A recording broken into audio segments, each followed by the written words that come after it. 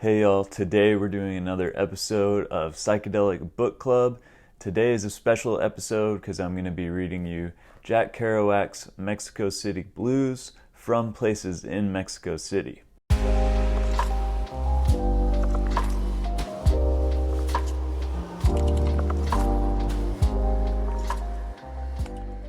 Hey y'all, welcome back to the channel. If you haven't been to the channel before, we explore anything related to psychedelia, and it's more focused on the content of the experience rather than the substances themselves. We do podcast style interviews, trip reports, the Psychedelic Book Club, and the occasional travel videos. This is a special edition of Psychedelic Book Club because I'm actually living the experience of being in Mexico City while reading Mexico City Blues. It's by Jack Kerouac, who's a famous beat poet and author from the 1950s. The reason I would consider this book psychedelic is because the beat generation are the predecessors to the hippies and the new age and whatever you would call that today, which I like to just call it psychedelic people.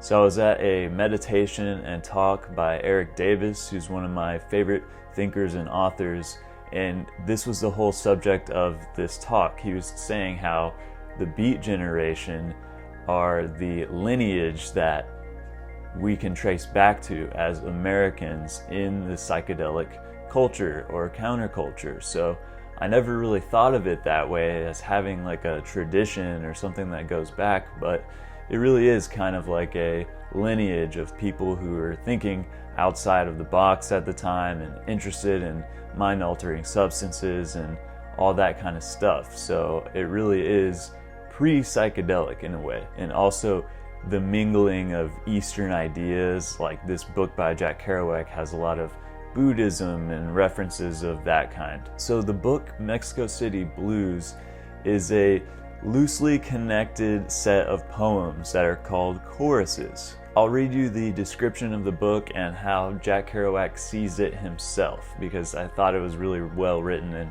explains everything super well. Mexico City Blues was written in 3 weeks, largely influenced by marijuana and morphine in Mexico City during August 1955. Along with his personal writing philosophy of spontaneous composition, writing down experience and impression unmediated by reflection, the only structural rule Kerouac set for himself was that each chorus had to fit on a single page in his notebook. Jack himself says, "I want to be considered a jazz poet, blowing a long blues in an afternoon jam session on Sunday." So a little bit more about this musicality. The poem's rhythms are jazz rhythms, and a non-stop reading of the poem emphasizes the beat of Kerouac's verse as it affects the delivery of the words and lines. The occasional digression into scat, nonsensical and wordless jazz sound play provide Kerouac with a respite from the intensity of the issues which he deals throughout.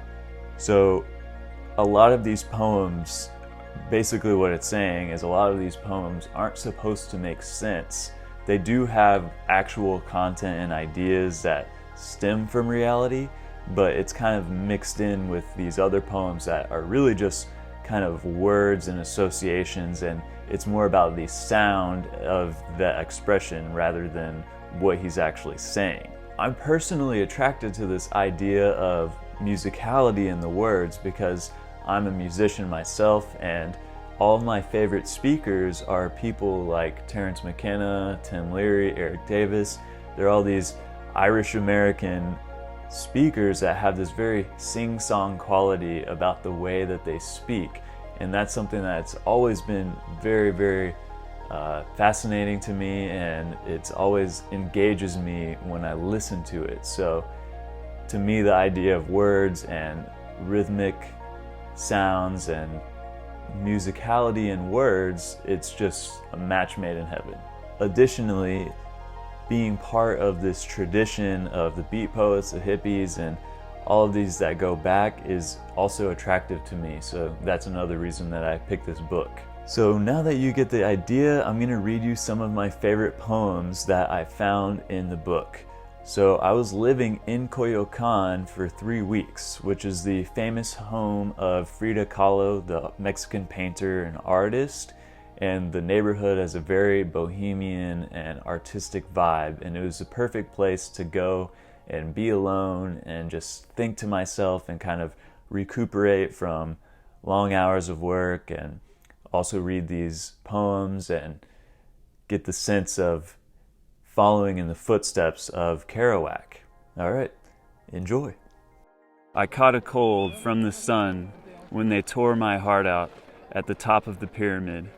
Oh, the ruddle tooty blooty window poopies of fella Ak, town that russet noon, when priests dared to lick their lips over my thumping meat heart.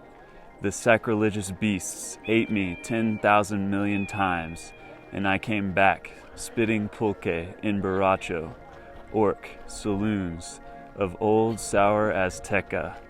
Asking for more, I popped out of Popocatépetl's hungry mouth.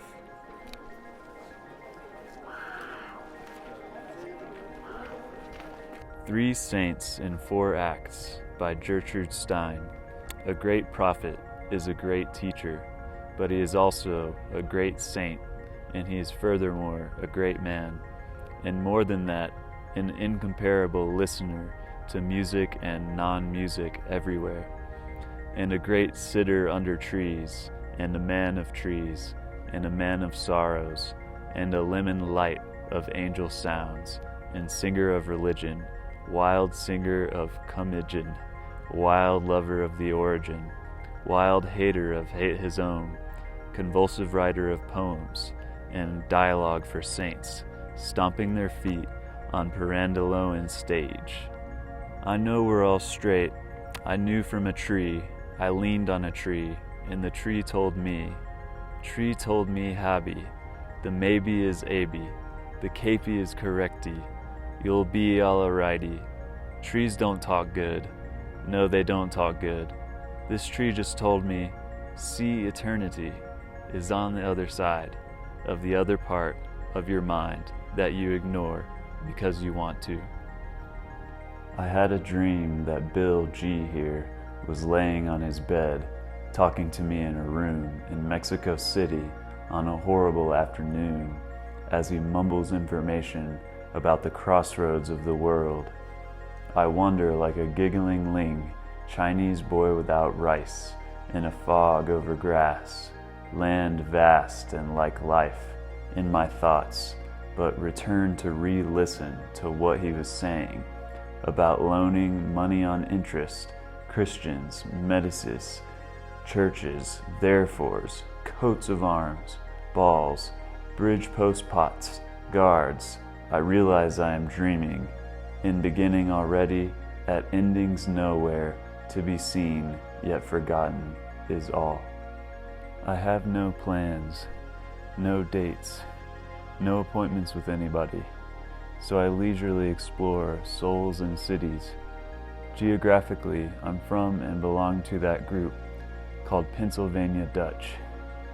But really, I'm a citizen of the world who hates communism and tolerates democracy, of which Plato said 2,000 years ago was the best form of bad government. I'm merely exploring souls and cities from the vantage point of my ivory tower built with the assistance of opium. That's enough, isn't it? Alright, so I had a lot of fun making this video.